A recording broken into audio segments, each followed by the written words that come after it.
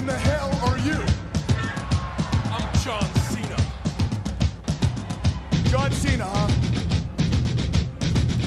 Will you tell me, what is the one quality that you possess that makes you think that you can walk out here and come into the ring and face the very best in the business?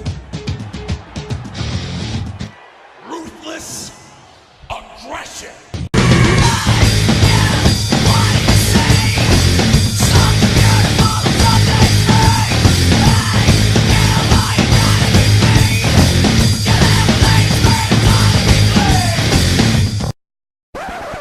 Ladies and gentlemen, welcome to episode 4, part 1 of the Ruthless Aggression podcast here in the UK. We're your hosts, my name's Dave, and as always, I'm joined by my main man, CJ. How's it going, CJ? Yeah, not so bad, mate. You? Yeah, not too bad, thank you. So we're going to do the Raw and Smackdowns. CJ, since we last recorded, been up to much? Yeah. Yes and no. Not that much. I'm just busy with my YouTube channel. Plug. Yeah, you can catch me on YouTube, the CJ Show. The missus is away at the moment. She's in Berlin. She's on her hen do. So I'm all home alone at the moment for 5 days. She gets back on the Friday. Apart from that, just being a slob and doing podcasts with you, dude. Obviously, we're recording this Wednesday night. So it was Raw and Smackdown Monday and Tuesday. James Ellsworth. The winner of this match, by disqualification, the man... Oh! Dirty Deeds by Dean Ambrose on AJ Styles! The man who has more victories over AJ Styles than John Cena, James Ellsworth. Yeah, James Ellsworth. Now, there's a guy. He is... well, my opinion on James Ellsworth is it's been good while it's lasted. Yeah. It needs to stop. Yeah. No. It needs to stop. No chin. His t-shirt. The fact that they're actually selling a t-shirt online at $24.99 or about 22.5 quid if you convert it into pounds. Yeah, Dave. But get this, he's outselling Goldberg at the moment. I know. That scares me. Speaking of Goldberg, if you're WWE and you had Goldberg return last week to this massive pop, I lost my shit a little bit. Only a tiny little bit. Not imagine as much excited as you got. A bit of a little sex wee or something. Oh, mate, you have no idea. I honestly felt like I felt like a 10-year-old kid again. That guy, him, Goldberg and The Rock were my childhood heroes in wrestling.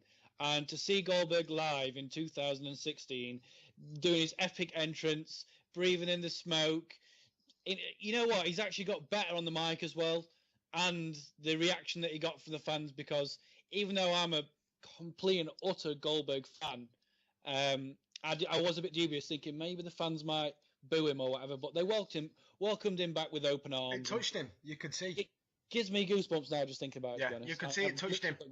I think he was expecting a pop. Of course, he's Goldberg, WCW's biggest star. But I don't think he was expecting the reaction that he got. It wasn't just a pop when his music came out and he did his little pyro thing, and I was chuffed to bits. He blew a bit of smoke out of his mouth. It was a very small amount of smoke, but he blew a bit of smoke out of his mouth. But I think it was the constant reaction he got from the fans. Even when he was trying to start talking, they were chanting Goldberg. But then to just go on to what I was saying at the start. So they decide to bring Brock Lesnar out with Paul Heyman to discuss Goldberg coming out and to give their response. So Brock Lesnar gets the pop of all pops. The fans are chanting Goldberg sucks. Paul Heyman's telling them that no, Goldberg's your boy. Brock Lesnar sucks. And then Vince McMahon plays his music halfway through and cuts him off. And apparently, according to the dirt sheets, lost his shit backstage. They should have. Right. Okay. This is the problem that they've got right now, and this is, we'll congress a bit here, right? Goldberg, Lesnar, it's happening at Survivor Series. So they've got, is it 2 weeks? 3 weeks? 3 weeks. 3 weeks on Sunday, yeah, because Hell in the Cell's Sunday, and then there's a fortnight till Survivor Series. Right, Goldberg has got 3 weeks to get into shape, for one. And two, it's Survivor Series. Survivor Series is 3 weeks away, so they've booked themselves too early. 2 more rows. Yeah, basically. 2 more rows. So if they'd have said, right, we'll have Lesnar, Goldberg, I don't know, let's say Royal Rumble, Even Mania. Mania. Yeah. Cena Rock was that big. They planned it a year in advance. I was just about to say that. They did it for fucking Cena and The Rock. Right. Goldberg Lesnar, it was an absolute shit show at WrestleMania 20. And we all know it was a shit show. However, they're two massive names.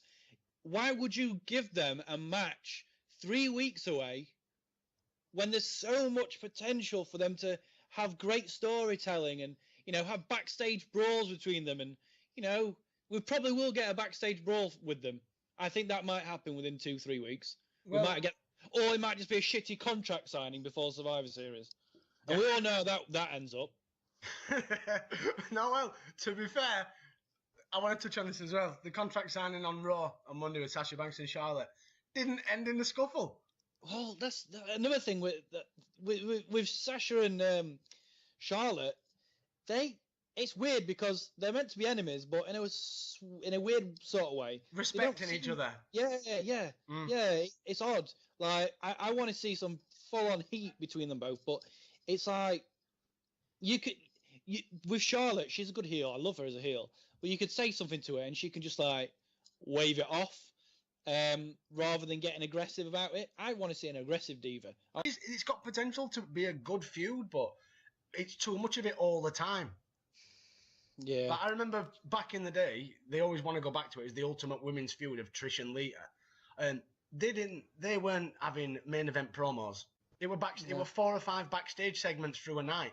Yeah. And then maybe there'd be a match where Lita would be in the corner of one of the Hardy Boys, Trish would be in the corner of somebody else, and then they'd get involved there. So they'd build up without having to need to be in the ring one-on-one. That's the thing, though. Lazy booking. It's lazy booking. That I'll take that one. And also, it's 3 hours. It's a fucking 3-hour show, man. Like, I enjoy Raw. I used to enjoy Raw a hell of a lot. But, and the first time that they went for 3 hours, I'm sure every single wrestling fan in the world was like, yes, it's going to be 3 hours. Yes, we're going to get another extra hour of wrestling. But after about a year or so, WWE and the fans start to realise, hold on a minute, there's 3 hours. We've got to sit through 3 hours. And their creative team, every single week, have to try and come up with something, creative and have something different and fresh every week. It's just not going to happen. 3 hours is a lot. It's a lot. And that's probably one of the reasons why we've seen a lot of injuries as well. Yeah. In the past year, we've had ridiculous amount of injuries. That's probably because every Monday, bear in mind, the rest of the other days have got to wrestle as well. The dark shows. They've got to do a 3-hour show as well on Raw. Overall, Raw, you compare that to SmackDown in a minute, SmackDown's owning it. Apart from the bit with James Ellsworth. But, it's still, even with James Ellsworth on the show, the SmackDown's still better than Raw. Yeah. And Jericho's the only guy on Raw that's carrying that. He's carrying Raw at the minute, Jericho. Because he's the one that's doing a storyline. He's doing a backstage segment. He's doing what people forget, right? With the Attitude Era, the so-called biggest era in professional wrestling. People forget that the matches were 3 minutes long, 4 minutes long. It were nothing to do with the matches. Yeah. Everybody had a storyline. Everyone were doing something. Like, you can remember APA when they used to go to the pubs and start fighting people in the pubs? Yeah. There's a reason why it's called creative. What do you think would happen now if Vince Russo was sat in WWE's creative office? He's come in, Raw's on next week, Russo's in charge. What's going to happen? Jericho's list on a poll. First match. Well, enough of our ranting, guys. Let's get on with the results.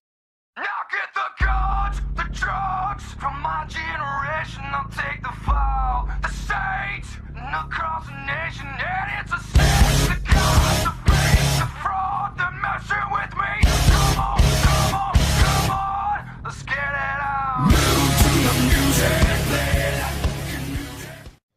So it's the first Raw after SummerSlam. It's the 26th of August.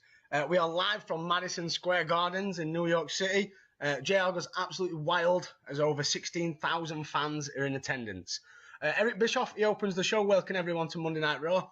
He promises a historic evening. First, he's going to combine 2 titles tonight.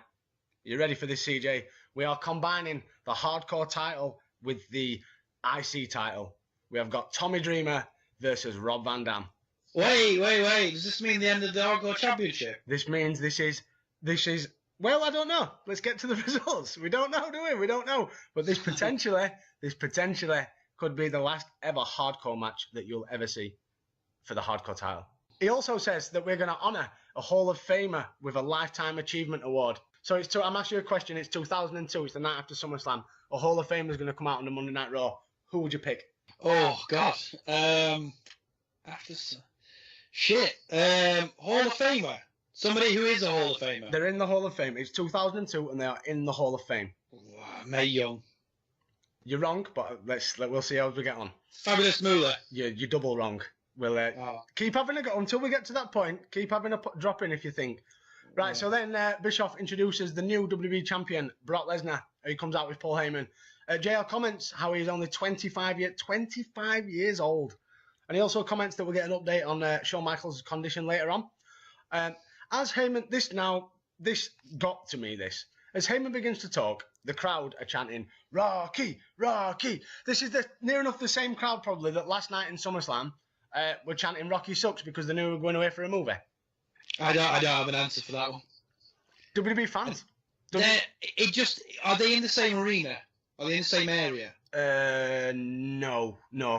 We've not got to that time in life where SummerSlam's the same place every year. There you go. But there's still a chance though that, well, even if they're not the same fans, right? They're still WWE fans. What if when they bought a ticket for that Raw, Rock was advertised? Potentially. It's a good shout. It's a good shout.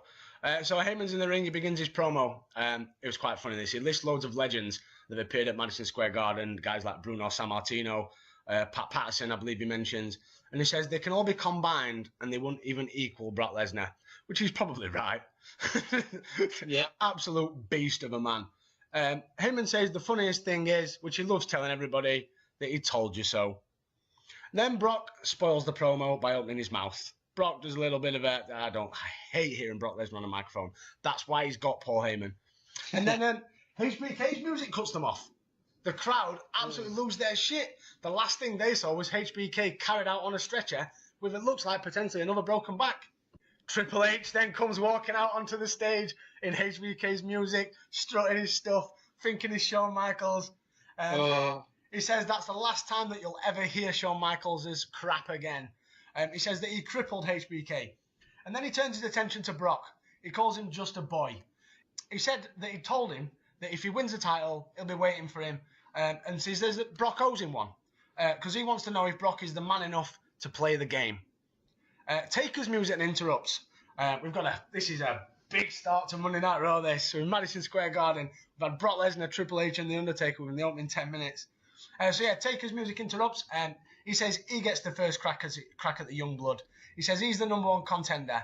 And he wants to know if Brock's the next big thing or the next big bitch. Nicky Rock's line, though. No, was it Rock that used that, I believe? I think it's Nicky Rock's line. So then Triple H attacks The Undertaker and Brock helps. But The Undertaker turns it around. He plants both Lesnar and Triple H and he delivers his corner splash, his whole train, The Undertaker whole train, to both of them. Taker then starts slapping Brock like a mother would slap a child that's in trouble. It's quite funny. And then delivers a massive big boot. Now, I watched this back, then watched it back again, and then slowed it down and watched it back again. And I can't see the point where the boot doesn't hit the face. I think Undertaker there is flexing a little bit of his authority. Well, yeah. The boots have padding in there, don't they? But still, even if they got padding in, it's gonna hurt a little bit, surely. Yeah. Well, it's supposed to be that apparently if you're two that good of a wrestlers, you can hit someone without even touching them, but make it look like from every angle that you've hit them. The Undertaker, though. Who's that caliber, though? That's The Undertaker. The Undertaker. And just, I don't know if you noticed it, last night over in the States was the World Series.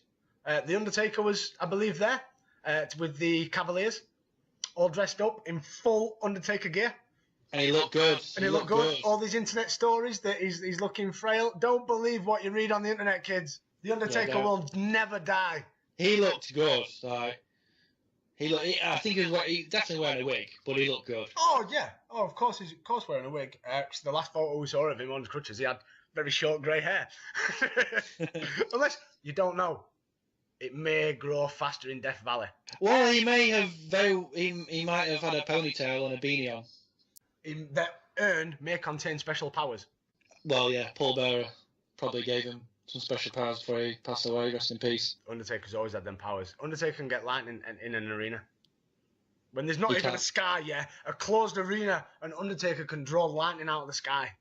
And guys, he can come out of the casket, and you can bury him alive. You can bury him alive multiple times. You can bury him alive, and then he'll appear on the screen, on a big screen in 1996. 1994.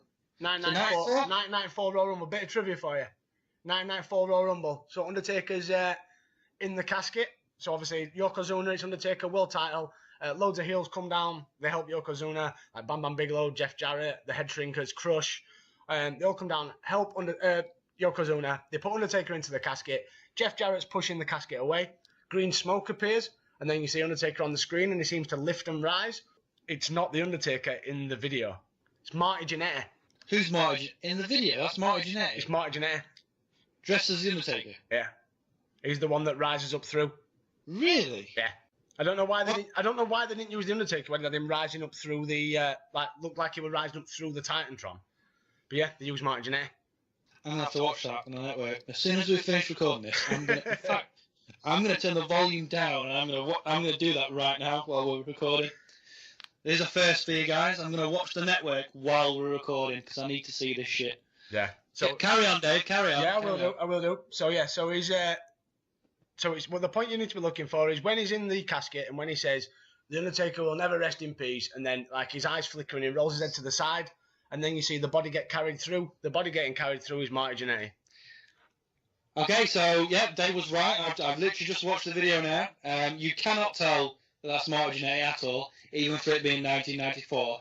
And on that note, I am going to say, why in the bluest of blue hells do we not have production like that anymore in the WWE? Because, and I'll tell you, well, I'd like to think I'll tell you why. I'll give you my opinion why. I just think that they think we wouldn't care anymore and we wouldn't believe. Wrestling, when did wrestling stop making people believe? Because, like, I remember when I was growing up as a kid, Hulk Hogan, well, I know obviously back then when you're growing up as a child, you're unaware of kayfabe and you're unaware that it's predetermined and stuff. But Hulk Hogan, he could kick the living daylights out of anybody. Because that's what they made me believe. And no man, whether that be Earthquake, whether that be Sergeant Slaughter, Randy Savage, Ted DiBiase, Andre the Giant, no man could beat Hulk Hogan. Do you know what I mean? And I think they tried doing that a little bit with John Cena. And nothing makes me believe that. You watch a match, the only person you can guarantee who's not going to lose at minute is Braun Strowman, because he's the only one that they're trying to make you believe. But they're going down the Ryback route of letting him destroy all these jobbers. Yeah. Like, I'm all down for having these jobbers back. I'm all down for a bit of enhancement talent. But if you watch back on the early Raws, like 93, 94, the early Raws, you had all these talent. You had your Razor Ramones, you had Bret Hart, Undertaker. They were all facing in main events jobbers. But these weren't guys that made their debuts being jobbers, facing jobbers. I know obviously Braun Strowman, he had his little bit with Wyatt's, but they're trying to, well, they don't even talk about that anymore, do they? They're trying to say that he's just himself. But like The Undertaker, debuted in 1990 Survivor Series, this mystery partner. Massive big thing about it. Bret Hart, he was a tag team wrestler for years and years and years. Had his own run. Do you know what I mean? He was world champion before Monday Night Raw ever existed. Razor Ramon. Yeah. Razor Ramon, he was established before Monday Night Raw ever existed. That's why you have these guys against the jobbers, because people want to see superstars. Yeah. You don't start a guy. You don't go down the Ryback route. You don't start a guy being a jobber because people get facing jobbers because people get bored. I know, yeah, but me as a wrestling fan, I'm sort of intrigued to see where it goes with Braun Strowman. In fact, I was quite annoyed that they paired Sami Zayn up with him, and this is not people listening now. You're probably going to hate me saying this, but Sami Zayn bores me. Agreed. Unless he's with somebody like Shinsuke Nakamura or somebody on his wrestling caliber, Sami Zayn bores me. He can't talk on the microphone. He can wrestle. He's a very, very, very good wrestler. But he just, as a character, I just don't get his whole character, to be honest. That's why I'm a bit pissed off with him being paired with Braun Strowman. I'd much rather see someone like, I don't know, just anybody but Sami Zayn, like Mark Henry. You know, I'd have preferred Mark Henry to come out, even though Mark Henry's, you know, more or less ready to retire. Someone like a Jack Swagger. I know he's on SmackDown now, but someone like a Jack Swagger. Somebody you could believe. Because the thing is, if Sami Zayn beats Braun Strowman, I'm going to be annoyed. Which I've got a feeling he's going to. Well, it looks like there's talk of it going to be happening at Hell in the Cell. But there's... See, we touched on it last episode, and we'll carry on, because I'm sure it'll come up. As we all know, I'm not a big NXT watcher. Not a massive indie wrestling watcher either. Knew of Seth Rollins and the Tyler Black purely through... reading about Ring of Honor. Never really watched much of it. So El Generico, never seen. Only matches I've ever watched of El Generico is since I've known who Sami Zayn is. And he doesn't do anything for me. He doesn't give me a reason to care about him. Yeah, I agree. It was a different story down in NXT with him. Different story down there. But it always is. It could go on, but let's try and get back on track. Let's get back on track. Yes. So it's the 26th Monday Night Raw. So obviously we've had our opening segment. Bischoff comes out after the break to announce the number one contendership match for the main event. The first match, Booker T with Goldust versus Christian with Lance Storm. So following on their month-long rivalry, that's all we seem to have seen since we've started this, is the Un-Americans and Booker T and Goldust. Whatever happened to pay-per-views being the day where, being the time where rivalries ended, it's never the case, and it seems like we've hit that start now. The ending was Booker T with the scissor kick after he reversed an Unprettier. Afterwards, Lance Storm got in the ring to interfere, but was stopped by Goldust. So we go backstage segment with Christian and Lance Storm. Christian's pretty pissed that they lost the match, but Tess says, "Don't worry, he's got some plans tonight that's going to put smiles back on their faces." So CJ, Tess is up to his old tricks again. It looks like. When in the blue hell is that guy gonna have? When is he going to have a match for a start? When's he going to actually have a decent match with anybody? SummerSlam Undertaker. It was class. It was shit. Just shit. Seriously, the only reason he got a freaking contract in the WWE is because he's tall and he's got muscles. He can't talk for shit on the microphone, and he just goes round. He's pissing me right off. Seriously, I don't want to. I'm glad I'm not reviewing Raw, because my Raw review would be literally me ranting about fucking Test for an hour. Seriously, that guy just gets under my skin so much. I quite like Test.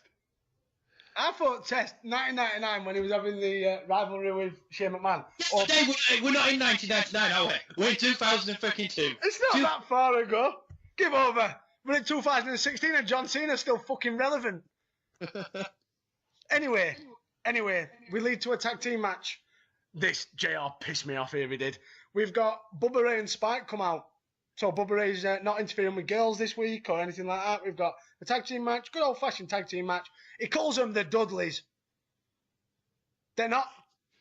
That's Devon and Bubba Ray. They're not Bubba and Spike. It's Bubba and Spike. It's Spike and Bubba. You can even go Bubba and Spike Dudley, like TNA doing with Cody and Brandy Rhodes. You know what I mean? They're not the Dudleys. JR, off form.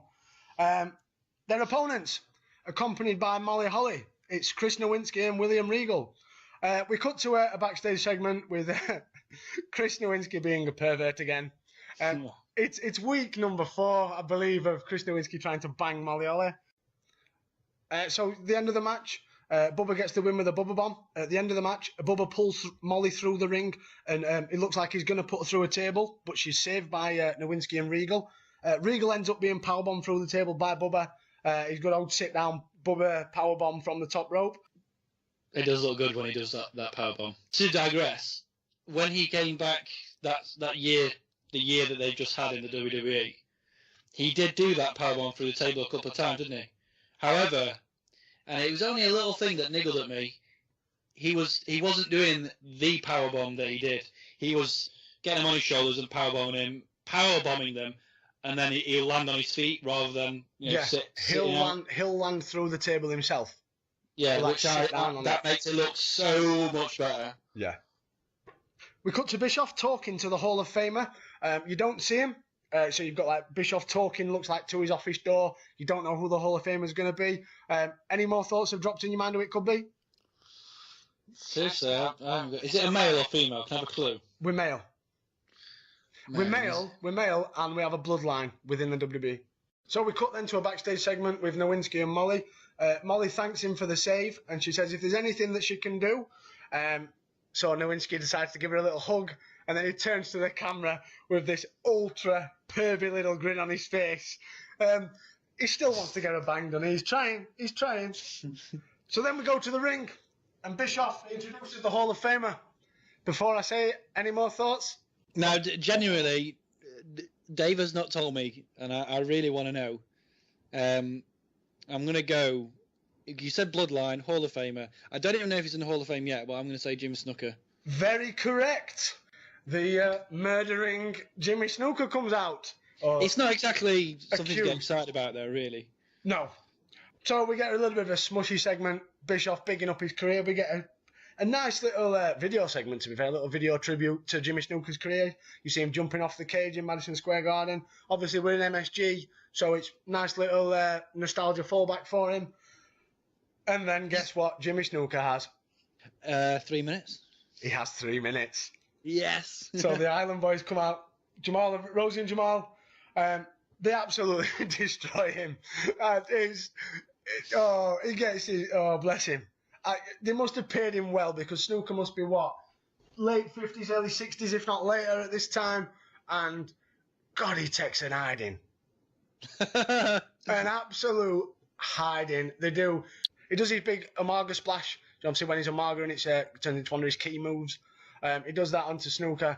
And it looked like Snuka's lungs were going to pop through his throat and come out of his mouth. Oh, it was bad. It was bad.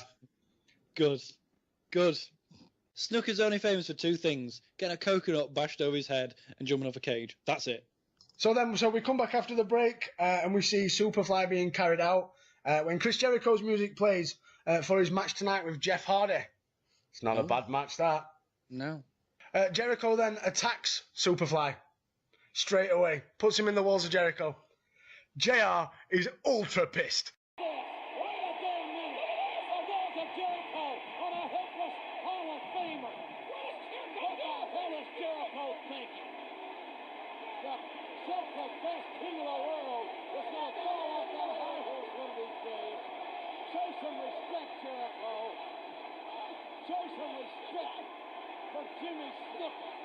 This is our first moment tonight of severely angry JR. He goes on a massive rant about Jericho. He's not even half the man that Superfly is.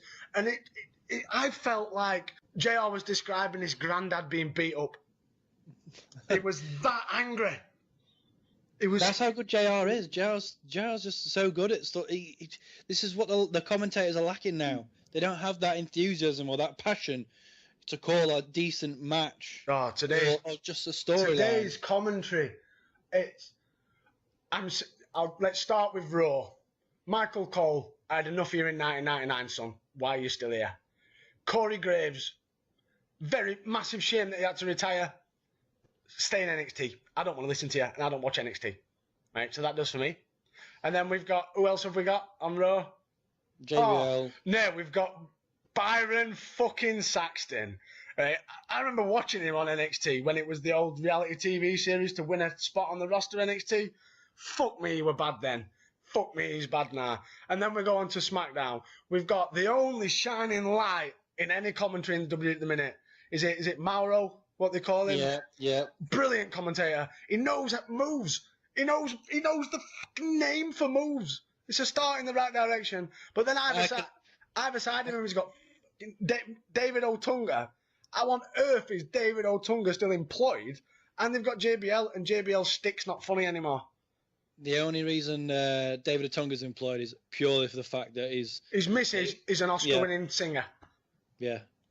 And I can imagine with the commentator that's saying, That's bad that I can't remember the guy's name. Even though he's the best. Mauro Ranello or something like that. Mauro Ranello, right? Something like that. Even though he's shouting all these wrestling maneuvers, he's calling out the wrestling moves. I can guarantee you, Vince McMahon is down his headset going, "You should have said that. You shouldn't have. You should be storytelling. You shouldn't be talking about moves." Yeah, you should be telling him, son, where they win a college football. And what a maneuver! Ultimate maneuver! Fantastic maneuver! Oh, you should say that he's got bigger grapefruits than me.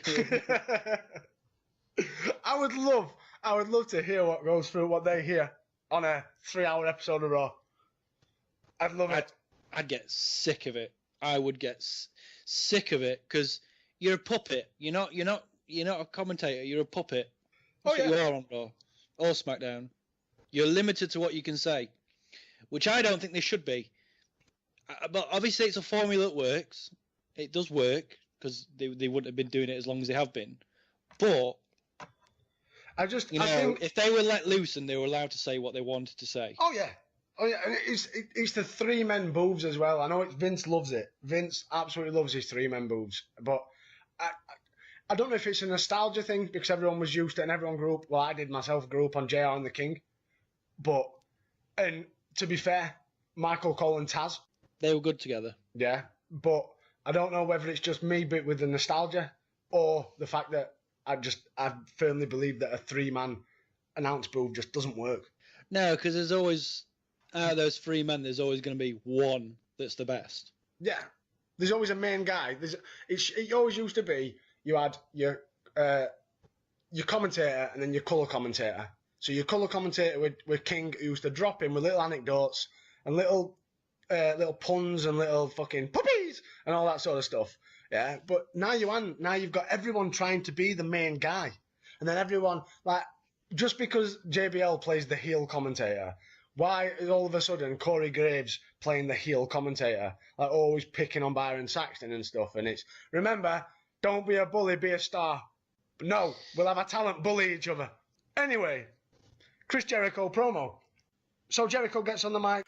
He says that he should have won that match because he made Flair tap out. And they show the footage of where he's got Flair in the he's got Flair in the figure 4 leg lock.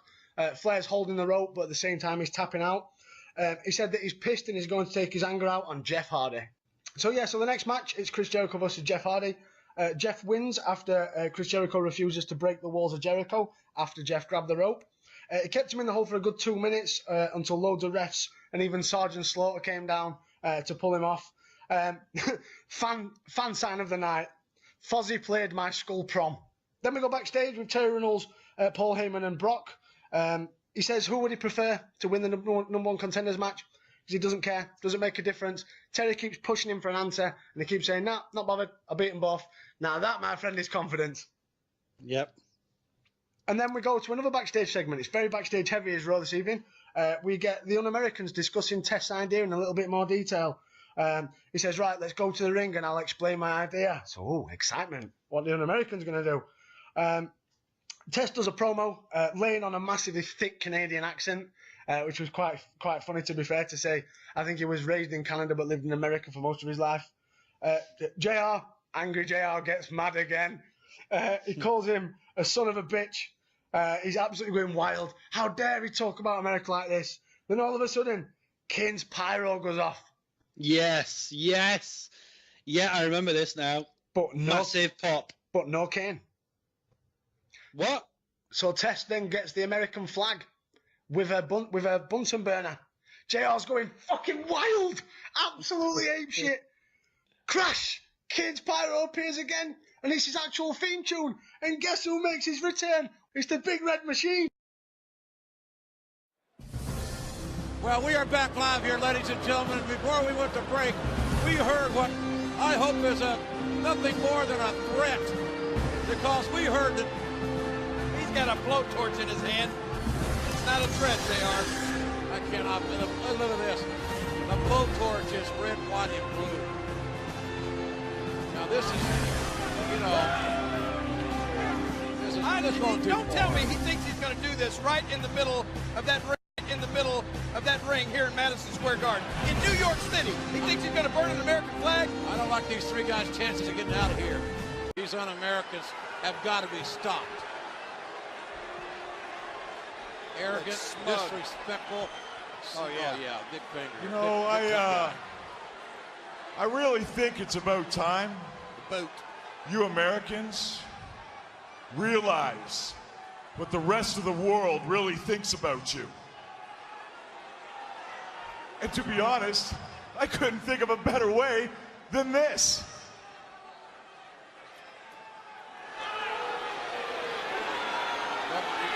That son of a bitch is going to burn our flag, King. No, he cannot That's do that. exactly what he's going to do. Oh, God! It's going to be King! King, the big red machine! He's here! Look at him now! You want something to burn? Young Americans!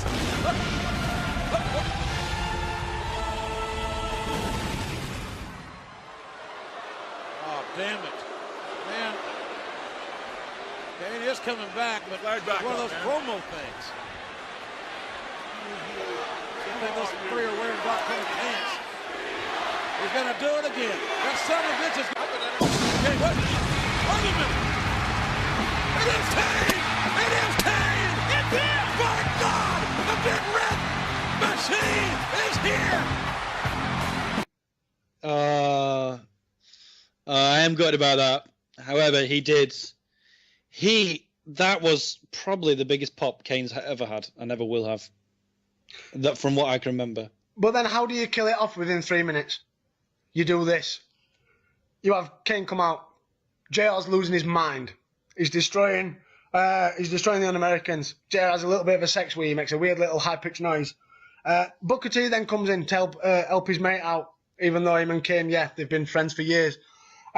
Booker T then says to the crowd, he's going to do what they've come to see him do, and that's the spin-a-rooney. Kane goes to leave, and guess what comes next? It's a very popular video. Kane does the Kane-a-rooney. How do you kill a monster in 3 minutes?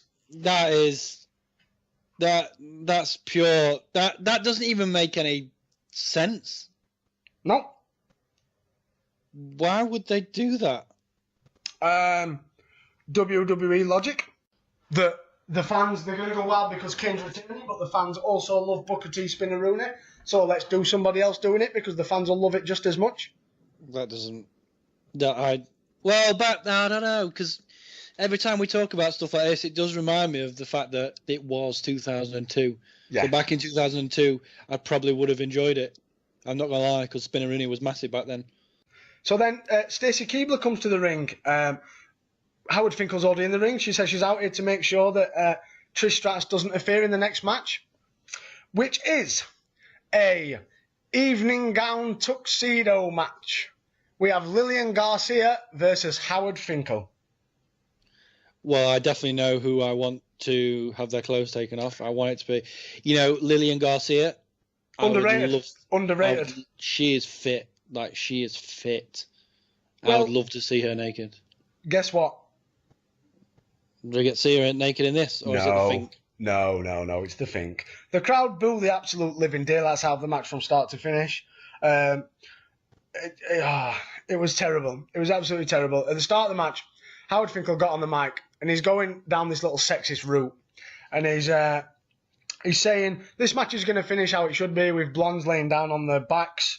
So Trish Stratus, Lillian Garcia, and Stacey Keibler, who's come out to defend or stop Trish getting in. Very stupid how this went. So you've got Stacey coming out to fight against Trish if she gets involved. But within the fucking spin of a die, right, you've got her helping Trish and Lillian kick the crap out of Howard Finkel now. Again, to boos, and to lots of them. So, got RVD versus Tommy Dreamer. Hardcore match. RVD gets the win. So now the hardcore title is gone. Goodbye, God bless. So you now have the Intercontinental title, the European title, the hardcore title, and now all represented within one belt. But the names of the European title and the hardcore title will very rarely get ever used on WWE programming ever again. And then it's time for our main event of the evening. It is Triple H versus Undertaker. Late on into the match, Lesnar comes down after Earl takes 3 ref bumps, 3 in a row. He gets squashed in a corner.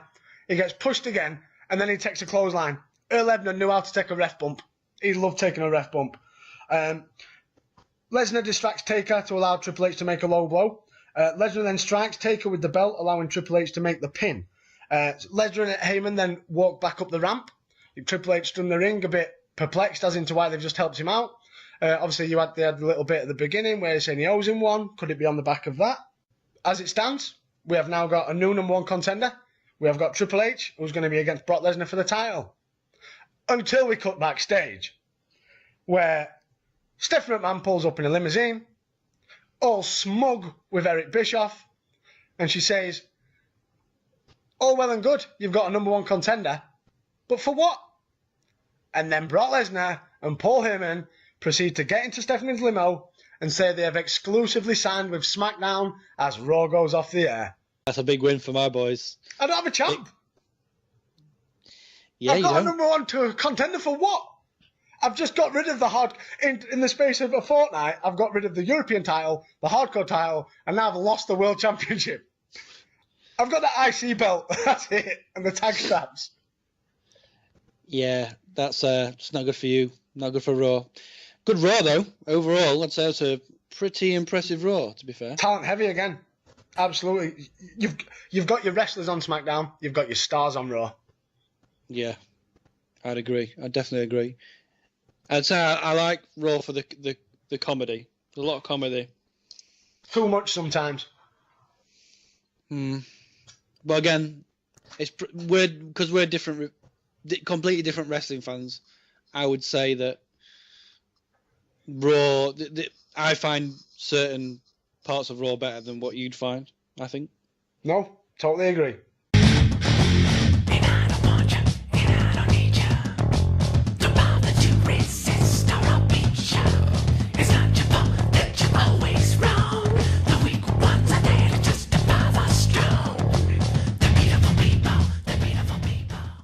Okay, so we're on to the SmackDown show, August 29th, 2002. The show opens with Stephanie McMahon, and Dave, I'm sure you're going to be happy with this, how hot she looked in that red dress when she came down to the middle of the ring. She My is God. smoking. Absolutely phenomenal, and her face is shiny, and she looks... There's a couple of bits, backstage segments, when you actually see she's wearing the red dress, and you get a really good look, you get a good thigh look on Stephanie there. Like, she's looking, like, honest. She's in a peak. She's in a peak. Like, she's still a beautiful woman to this day. So she's had 3 kids. She's still got a cracking figure, a beautiful woman. But we're not talking mummy Stephanie McMahon at the minute. We're talking early 20s Stephanie McMahon. Whoa. So anyway, Stephanie McMahon comes out to the ring, and she said, well, we've got a new champion, it's Brock Lesnar. However, there's nobody to face our champion, Brock Lesnar. So what she does is she says she's announcing tonight that we're going to have a tournament where literally they're going to find a number one contender for Brock Lesnar tonight. And so the first match is on the way, and it's Eddie Guerrero versus Edge. Eddie Guerrero and Edge, brilliant match. Nice little rivalry going off between these two at the moment. Straight off the bat of SummerSlam and straight into another match again.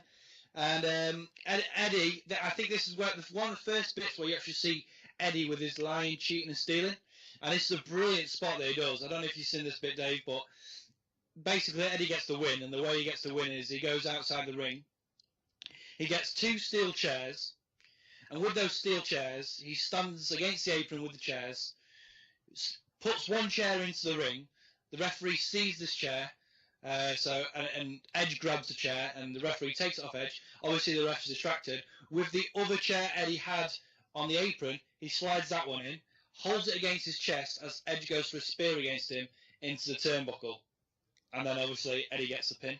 Awesome. That's genius. Awesome. Genius. Absolutely. Eddie, that's one thing I do miss. I don't know if this was Eddie's idea or it was creative at the time's idea, but having Eddie doing these little ways of getting round matches. Like, there's one coming, spoiler alert, people, there's one coming in about 5 years' time. There's something, no, it's not. It's maybe 4 years' time, where is it Eddie at Mania with Angle, where he takes his boot off and Angle's trying to put him in ankle lock. Genius. Absolutely genius. Yeah, Eddie Guerrero. Oh, I miss him so much. Legend. I really miss him. So anyway, Eddie Guerrero wins, and now he is currently the #1 contender for the Undisputed Championship. However, he's got to go through other people, and if anybody beats Eddie Guerrero, they will then become the new #1 contender. So it's winner stays on? Yeah, basically, which is a good concept, and it actually... Yeah. I watched this SmackDown all the way through. I didn't skip any of it. I was actually intrigued to see, who's actually going to get this #1 contender spot. The next match we go on to is Devon Dudley versus... Hey. John Cena. Can he continue the undefeated streak? And one thing that's bugging me about John Cena at the moment on SmackDown is they're still referring to him as the rookie John Cena. That's his gimmick. I don't... No. They should just call him John Cena, not the rookie. Because he's not a rookie anymore. He's been there over 2 months now. He's not a rookie. And he's had some, may I say, some actual pretty credible wins as well. So he should be a rookie. That's his gimmick. He's not found his feet yet. Well, anyway, Devon Dudley beats John Cena. No! Reverend Devon beats John Cena. The undefeated streak is over. Thank God. To Devon. Reverend Devon breaking the Yeah. streak. And after the match, Batista comes out and attacks Devon Dudley. Oh dear.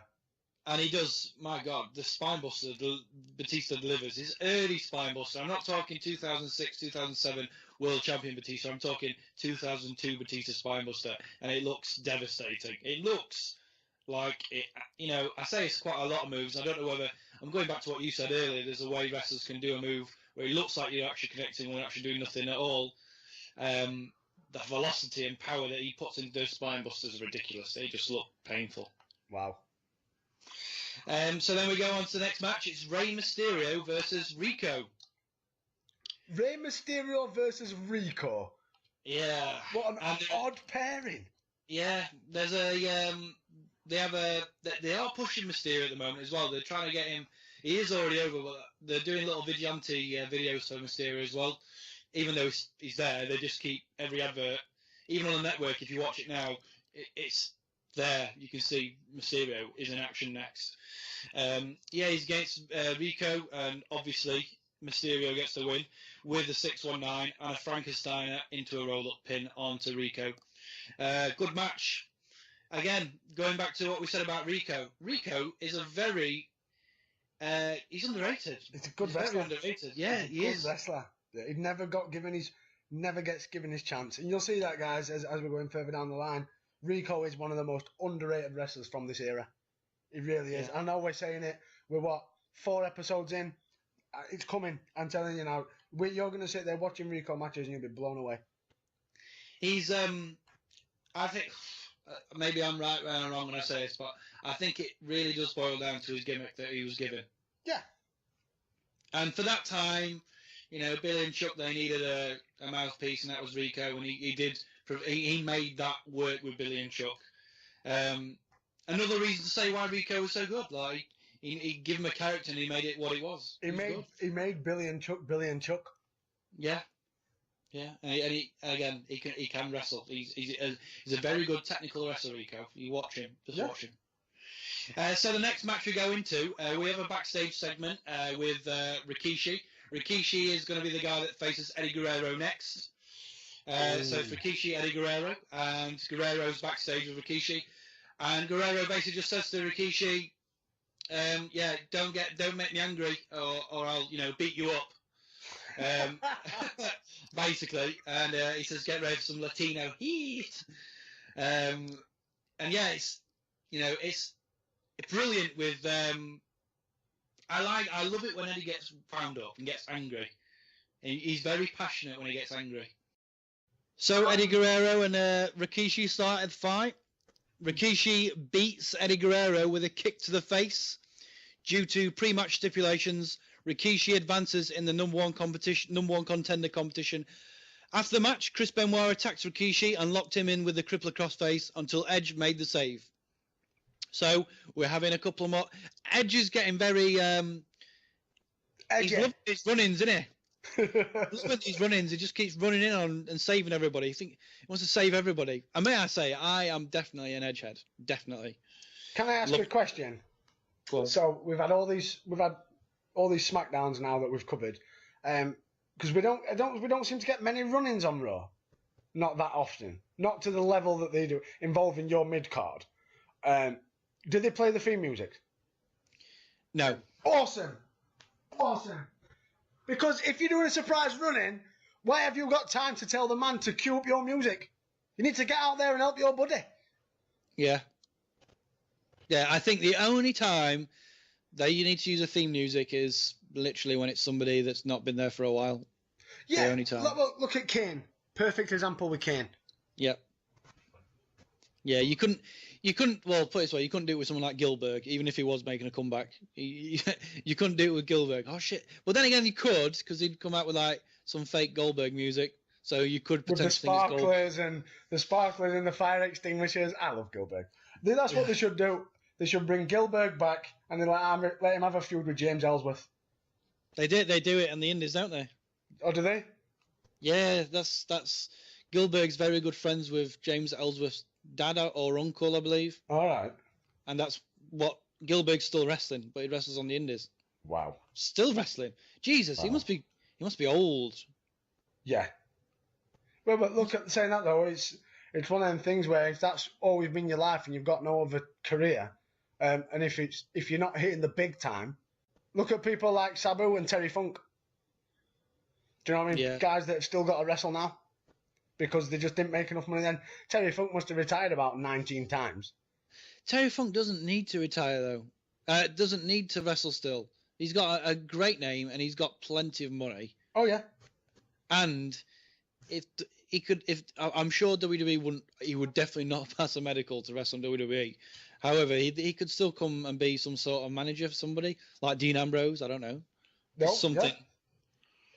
This is one of my biggest. Just if I could just put in just to finish on what you're saying there. One of my biggest sort of pet peeves I have with the WWE at the minute is when they bring back legends. They only have a very small pool that they bring back. They don't even think of people like Terry Funk. Yeah. Do all these legend shows and these old school episodes? It's the same crop of guys, but a lot of these guys have gone. They always used to use Roddy Piper. He's now passed away. They used Dusty Rhodes. He's now passed away. They always seem to use Ricky Steamboat. They always have Superfly on there. It's the same crop of legends that they always touch. $1 Million Man. He always appears. Which stops the surprise element. Yeah, because you saw him 6 months ago. I mean, I'm going to say this, but I do believe that, I don't know, obviously I'm not big onto the backstage politics or what have you, but they could possibly get other people, like when Sid Vicious came back for near the anniversary. Sid Vicious. That was a surprise to me. That gave me a pop, yeah. Well, Vader, to be fair, in the same series, when Vader came back, I wasn't expecting Vader to return. Yeah, but the point I'm trying to make is, on that very show, other wrestlers that they could get back, the other old timers, they might just be booked already somewhere else. True. And I don't imagine. Obviously, Vince McMahon's clever because he has them all tied down to these Legends deals, which basically means we can pay you fuck all but call upon you whenever we need you. And I know a lot of these Legends deals, a lot of them have it written in where they can't do independent dates. Now, right, I am going to digress a hell of a lot now. Insane Championship Wrestling, the video you post on Facebook. Finn Balor. How the hell have they managed to get Finn Balor? Because they had Mick Foley pre-booked about a year ago. Before Foley went back to the Raw? From what I gather, Foley was supposed to appear, but because of his commitments to Survivor Series and obviously to the GM role, he couldn't, but he promised he'd send him a replacement. Finn Balor, when he used to be Devitt, used to wrestle for them. But how he's like, at the moment he's he's like the guy at the moment. But Finn Balor on ICW. But he used to wrestle for ICW. Yeah, but he's on the WWE contract. Yeah, well, it's one of them things. It's AJ Styles could do it tomorrow and he'd fill anywhere, and I think AJ Styles would love to go back tomorrow. Yeah. a lot of them, the independent scene is a lot of them like AJ Styles when he left TNA, he could have re-signed, but he decided to go to Japan and have a bit of fun. Yeah. And do you know what I mean? That's why they love going back to these indie scenes. Like there's it was AJ Styles' last indie match before he signed for WWE, where he did a bit of a goodbye sort of speech. And the fans were in tears, man, when he was saying you might not see, or you might see me on Sunday. Do you know what I mean? Like dropping little hints that he was going to be at Rumble. And there were fans genuinely crying about it. Do you know what I mean? That a lot of these, like ICW, I think it helped the ICW having that BBC documentary about him massively in regards to coverage. But they've got such a passionate fan base. And to get someone like Finn Balor back there, it's going to be, from what I gather, it's going to be an internet pay-per-view. So it's going to get people's interest. Do you think that they could eventually get a TV deal? Yeah, why not? Because the last time we had anything, well, in my lifetime, bear in mind I'm 28, was, I think it's Frontier Wrestling Alliance. That was the last time we had something that was... Was that... I know we had the wrestling channel. Yeah, Frontier Wrestling Alliance was on the wrestling channel. I can go a bit before that. I remember before that, for those that didn't have the wrestling channel, I ever watched the wrestling channel, I used to have, this is how old I am, I used to have cable. There used to be a TV station called Live TV. And on Live TV, it had a British wrestling promotion where the tag team were a tag team from Sheffield, from where myself and CJ are from. And they had a biker gimmick. And it was always terrible wrestling, but they had a few upstarts that used to appear for them, like a certain American Dragon Bryan Danielson, and you had the Fallen Angel Christopher Daniels used to appear for them as well. It used to be a Sunday afternoon, about 4 o'clock. Oh, brilliant! But that was the last time I remember wanting and being passionate about watching British wrestling. So I know there's been talks about bringing the ITV's World of Sport back. Why not give the ICW a slot on there? World of Sport. Now, that's something that you could sit with your grandma or granddad and watch. Yes, people, if you don't know World of Sport, like CJ said, go and speak to your grandma and your granddad, or even your mum and dad, to be fair. They might remember World of Sport. If you're in America, I don't know if you'll know of it. Yeah. No, but they would have, Americans would have heard of Giant Haystacks, though. Yeah. Because he went over to, didn't he sign for WCW? Is he not Loch Ness? Was he? I don't know, was he? They were going too far back for me. I don't know. I may be wrong there, listeners, but I've got a sneaky feeling that I'm not. Right. Okay. But yeah, we've digressed so much right now. I think we're supposed to be talking about SmackDown, but I've not got a clue at the minute. Okay. Yeah. So going back to the SmackDown show, the next match is Shannon Moore with the Hurricane. Versus Tajiri with Jamie Noble and Nydia. And Shannon Moore pins Tajiri. Tajiri? Is this Tajiri making his debut? No, Tajiri's been around. He has been around. Ah, I'm mistaken. Yeah, he's been around for just shy of it, just under a year. He's been there now. Oh. But yeah, Shannon Moore again gets a win, and this guy Tajiri. Shannon Moore's on a run. Yeah, he's on a run, and if you get a chance, guys, go on the network and just check out Shannon Moore's theme music. Sick. It's really, really interesting. I like it. It's got a bit of a beat to it. I'll cut it in. Next match, Chris Benoit versus Rikishi in the ongoing number one contenders winner stays on match. Chris Benoit defeats Rikishi and defeats him with submission, crippler crossface. And Benoit advances to the number one contender in the number one contender competition. So Benoit is now the next guy who is currently going to be facing Brock Lesnar. I'm liking where this is going because if you're looking at this, it sort of goes up in tiers. Who have we got left? Angle? I can't tell you. Oh, all right, okay. We'll play it that way. Okay, so there's a little bit I missed, and that was Matt Hardy. Matt Hardy has been going around backstage asking Stephanie McMahon to put him into the number one contenders tournament, and she's more or less refusing. However, she's on the phone at this point in time backstage, and she's on the phone to one of the PR people on Raw, And he's saying, yeah, let's get him. Yeah, I want to make sure he's here. He's here tonight. He's staying in the hotel near us. So basically, Seth McMahon is indicating at the fact that we're going to get a new Raw guy over on SmackDown. And yeah, Matt Hardy's comes in while she's on the phone, and she's in the middle of something really important on the phone. And Matt Hardy turns the phone off while she's on it. And obviously Steph McMahon's fuming. What are you doing that for? And he's like, "What about me? What about my career? Like, I'm Matt Hardy. God damn it! What about my career? I want to be the champion." And she goes, "Well, if you want a match, you've got a match. You're going against. You want to be a champion so bad tonight. You're going to face Brock Lesnar." Oh no! What have you done to yourself, version 1? But the surprise, the look on Matt Hardy's face is surprising because he looks really happy. Excited to face Brock Lesnar. Whereas I would have thought, the way that they're billing Lesnar at the moment, you'd think that it looked like he's got piss running down his leg. But he's not. He's really excited to face Brock Lesnar. So, yeah, Brock Lesnar goes into a match with Matt Hardy. Non-title, by the way. Matt Hardy gets in some pretty good offense in this match, to be fair. He gets a couple of moves in there. We all know Lesnar's going to win, but Matt Hardy makes it look like he does have a fighting chance. But yeah, as soon as Lesnar gets him up on his shoulders and does an F5, that's it, over 1, 2, 3. Walks out, goes towards the ramp. Then Lesnar does his own shtick, comes back down to the ring, beats up on Hardy some more, gives him another F5, and just, gives him more of a monster push.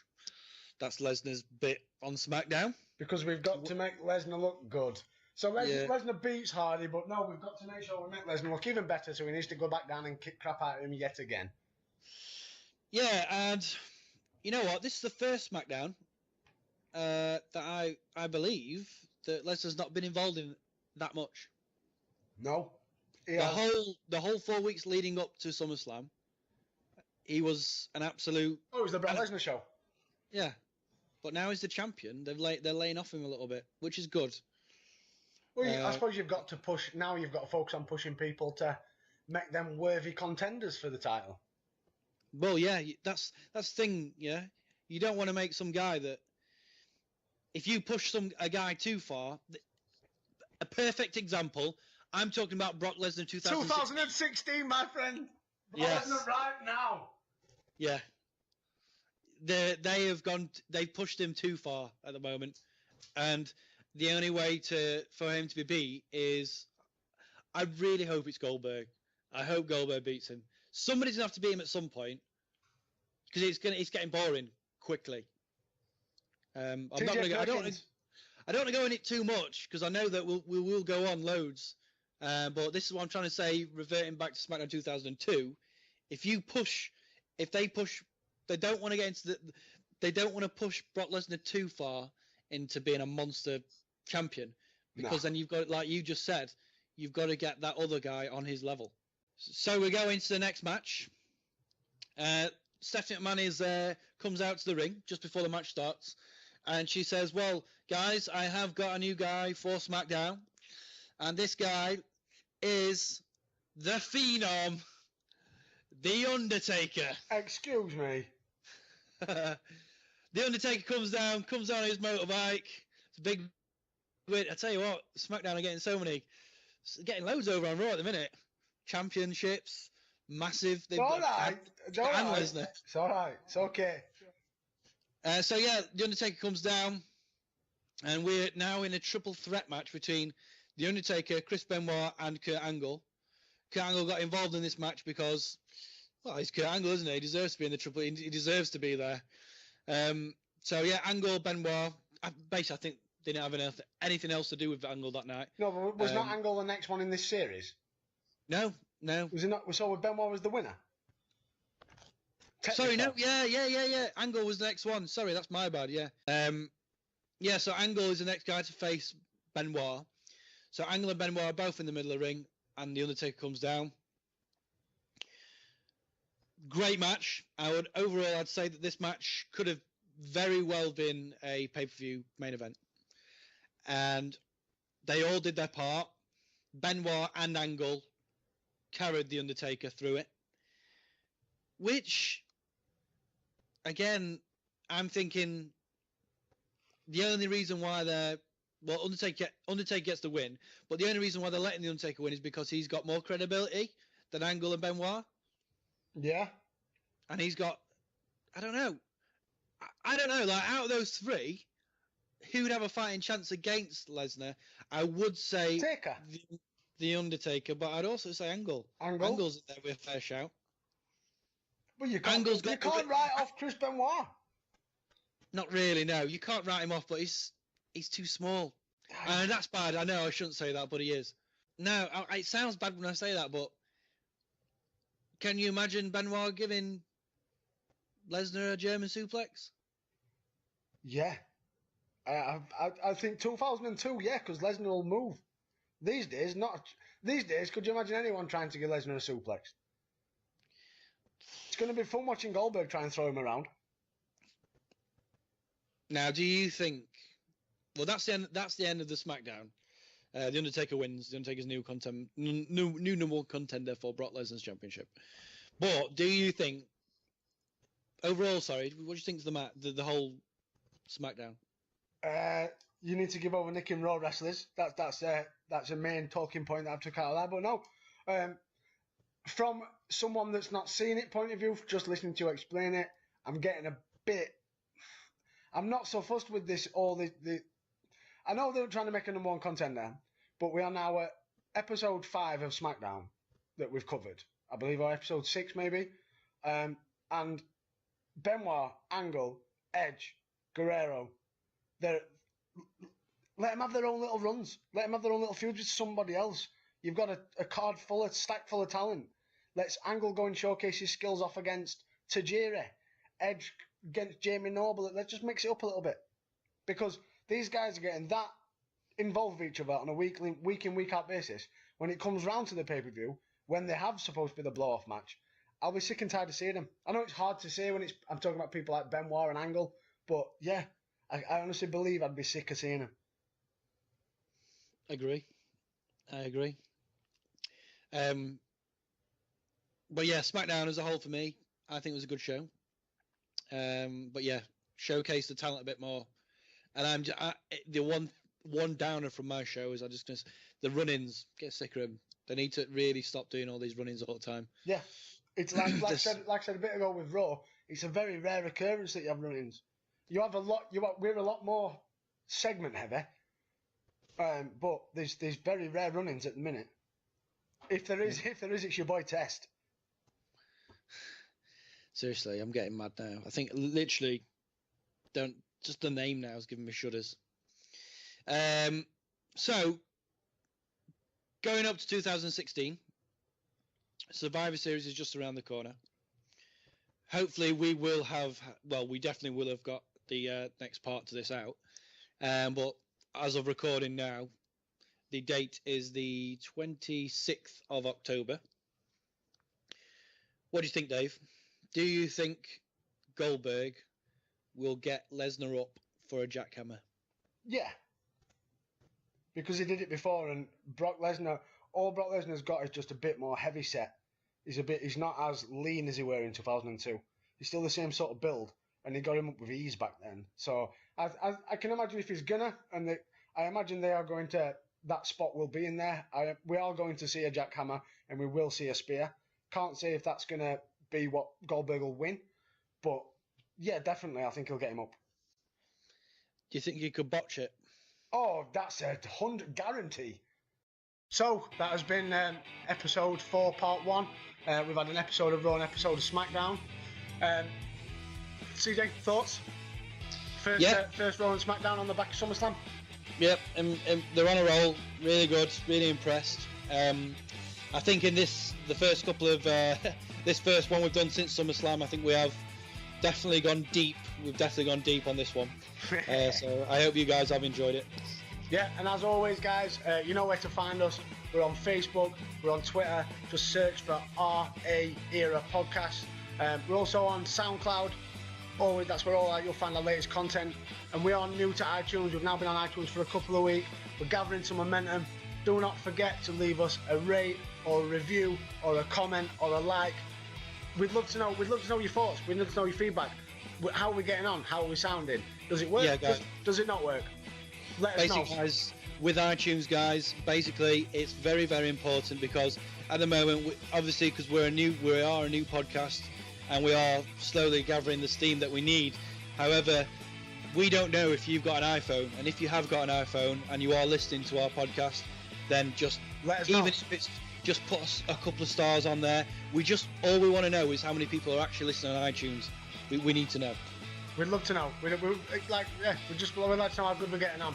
So yeah, so that is episode 4, part 1. My name's been Dave. My name's been CJ. Until next time, peace out, people. Cheers, guys. Who in the hell are you? I'm John Cena.